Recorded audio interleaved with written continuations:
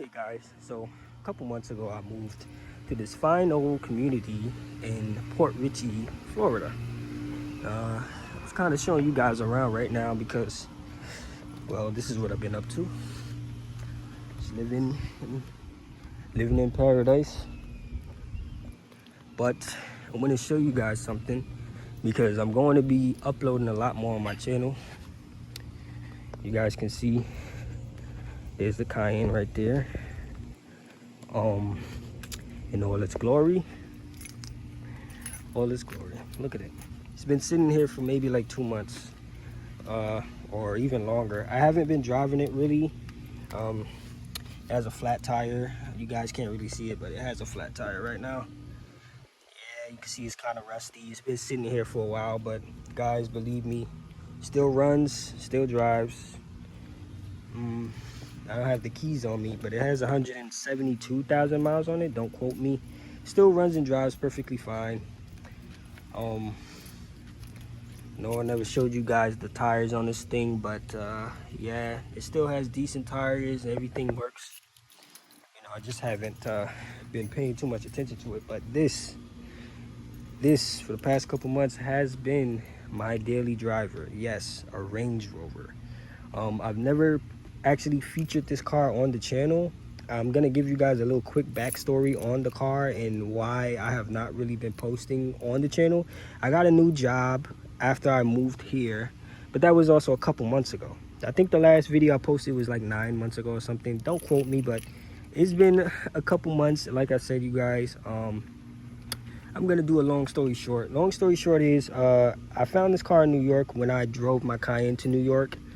And my Cayenne kind of had like a little accident, and what I mean by that is the coolant reservoir on the Cayenne actually blew up while I was in New York for out-of-state work, if you will. So I drove the Cayenne to New York.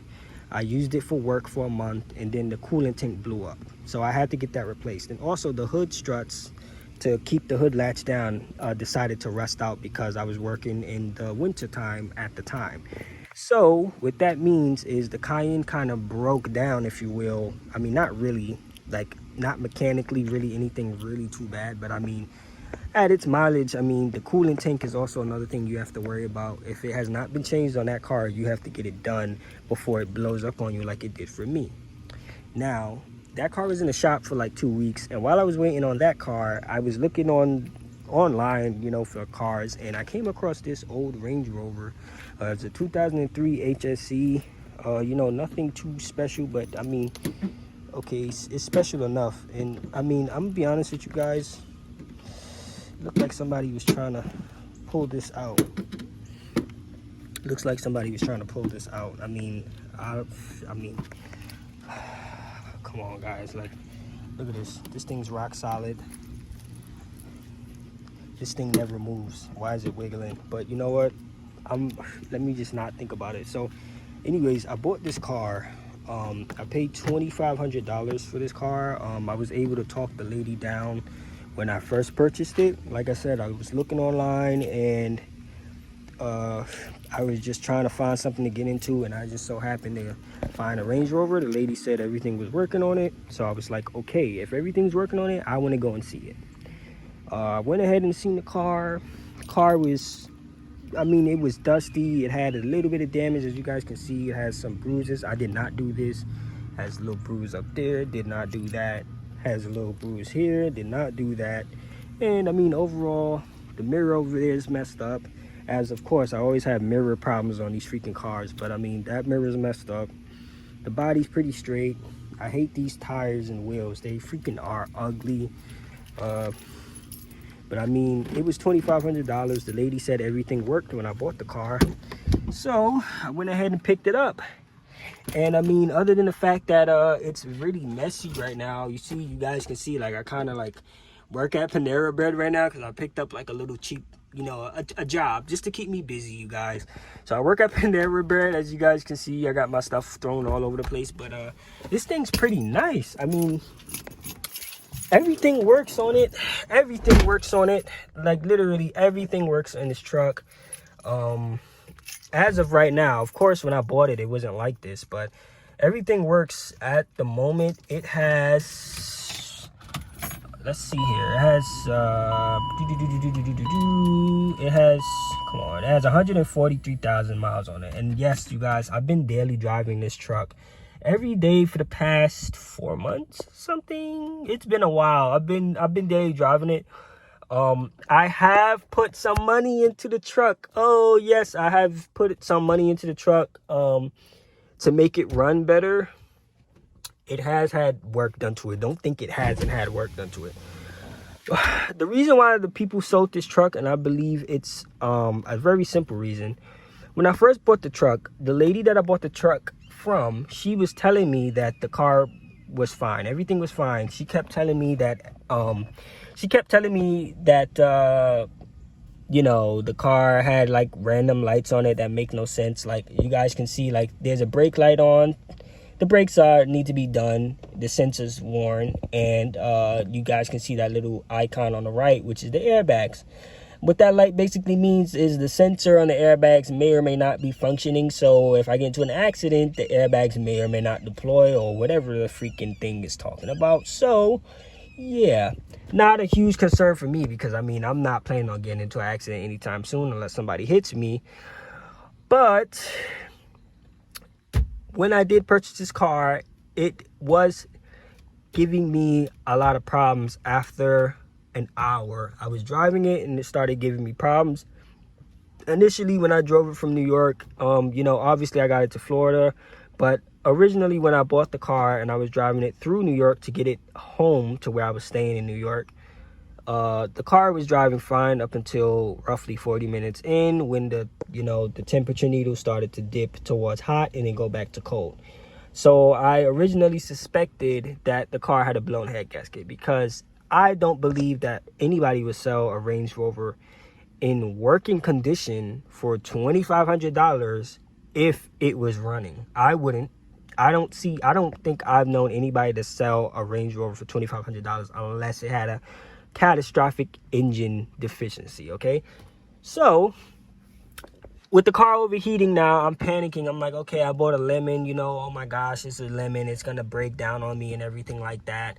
It literally started leaking coolant shortly after. And what I mean by that is it had coolant in it. The car kept telling me that it was low on coolant, so I kept checking the coolant. The coolant was fine. Then I would drive the car, say the next day, to test it out, and I would check the coolant again, and it would be leaking. Or I would go by the engine, and I would smell coolant. So upon further investigation, you guys, the coolant tank was leaking. So there's a common problems on these Range Rovers. This is a 2003 LT322. So it has the BMW motor in it, the BMW 4.4 V8 that was also in the BMW M, don't quote me, BMW, I think is X5, the 2003 to 2005 X5, don't quote me, but I believe so. Yeah, this thing has a freaking BMW motor in it, so it's basically a BMW. So anything electronically that's going on in this truck, or mechanically speaking, as far as the engine goes and stuff like that, yeah, it's freaking a BMW. And then also the windshield wipers has this this funny thing going on, where if you click them, they stay up just like that. So you guys could imagine when it's raining outside how annoyed I get with these windshield wipers. I mean, they function if you let them run, but when you want to hit them once to just clean your mirror, they kind of stay up. So in order to get that off, you literally have to hold it down and turn off the key at the same time to keep them down. So I'm gonna attempt to do that right quick.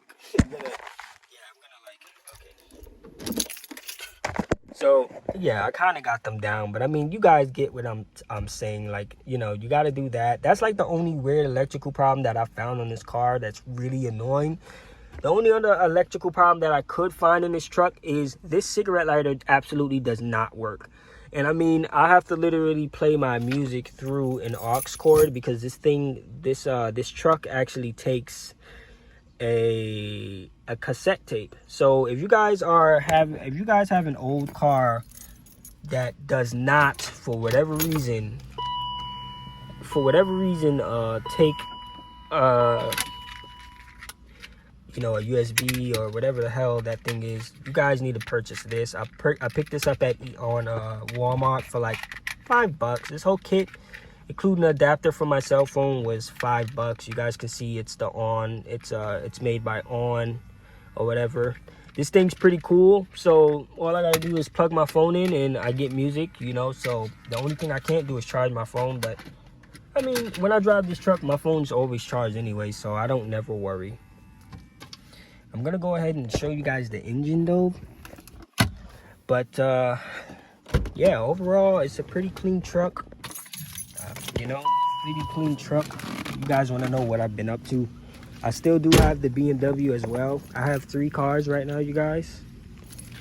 And like I said, I'm back. I'm pretty much going to be coming back to YouTube. So you guys are going to be getting a lot more videos coming soon.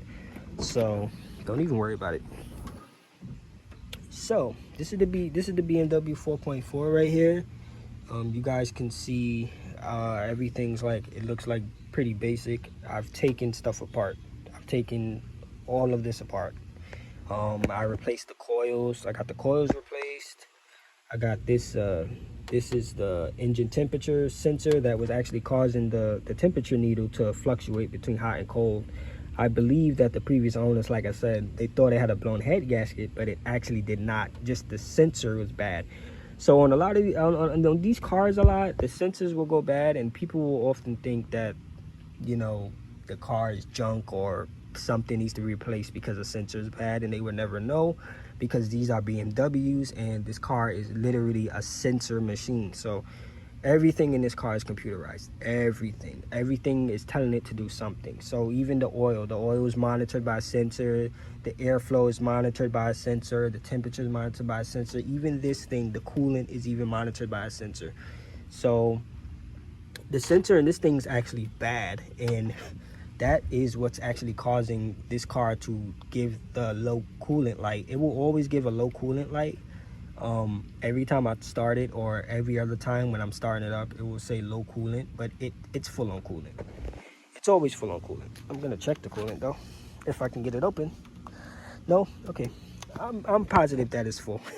I filled it up, and I check it periodically to make sure that it's full, because maybe a month ago I got a new radiator installed in this car. You know, just precautionary measure, because it was kind of shifting weird. So put a new radiator in it, fixed it up. You know, I noticed that the previous owners did a lot of, you know, unrepaired work done on this truck. Like, this is a really fine driving truck, but it was a lot of work not done on the car. And like I said, you guys, it's a car from New York, okay? I replaced all the coils. Every single last coil got replaced with a brand new one. Got new spark plugs in there. Also got the PCV in the back done, so all that's replaced. It got a coolant flush. It got new oil. It also got a new thermostat. It got a new idler pulley, and it also got a new water pump. And like I said, this tank is brand new. All those hoses in the back are brand new for the PCV. This cap is brand new. Radiator is brand new. What else is brand new? The throttle body was cleaned out. And that's as far as I can remember, that's pretty much it.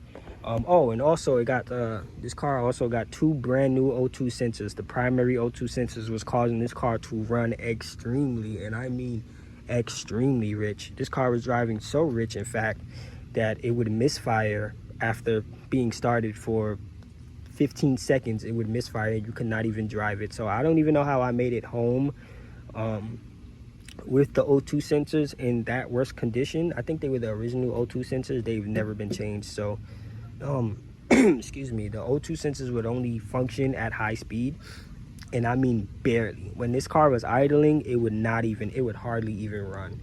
So now I daily drive this thing. How has it been holding up? I mean, obviously I still got it. It hasn't really been costing me anything other than gas. Ever since I fixed it, it's been pretty much my daily driver. So I would say for the past 6 months, I've been driving this thing. I got it at 137,000 miles. It has 140 something now. I don't know how much it has. You guys can go back in the video and see for yourself, but it has 140, I think 2 or 3,000 miles on it. It has low miles on it, relatively low miles. The only thing that I'm worried about on this engine is the valve guides going out, because they are notoriously bad on these trucks. These engines are pretty reliable, but the valve guides will get bad on these trucks and go bad. But I'm kind of like a guy that likes to buy like a lot of cars that people say, oh, this car is unreliable, and I like to keep that car for a while and show people that no, these cars can last a long time. It's either the forums are bullshitting, people are not fixing their cars, or they're not, you know, keeping them long enough to really appreciate them. And I really like these Range Rovers. I think these Range Rovers, they look great, they sound great when you start them up, they run great. And not only that, I mean, they are super comfortable. And that's why I drive this car over the Cayenne. This car has much better seats. No competition with the Cayenne. But I'm gonna fix the tire on that Cayenne soon, and I'm actually gonna start driving that car and making video updates on that car. So until then, I'm going to be making a lot more videos on this Range Rover. This Range Rover, I'm going to be making a lot more videos on this. And I don't know what's going on here, I'm being honest with you guys. But yeah, that's not good at all. But yeah, I'm going to be making videos on this car a lot more, and I'm going to basically give you guys more information on the car as time goes on, tell you what I like about the car and stuff like that, so you guys can actually know, you know, how is it driving and everything like that. I also went ahead and, of course, you guys know how I do. I went ahead and I bought new rims for it. So I know these say Nissan on it, if you guys can see it, and excuse the junk in the back. This is pretty much all part of me like fixing the car. I also did the brakes too on this thing. But yeah, this car is getting new 22-inch rims on it soon. I picked these up used, and I know they say Nissan, but I promise you they're gonna be on this truck soon. So yeah, you guys like Range Rovers, you guys want to hear more about the Range Rover, and if you specifically like L322s, please make sure you like, subscribe, follow the channel, and there will definitely be an updated video on this truck extremely soon. The radio still works too. All right, you guys, peace out.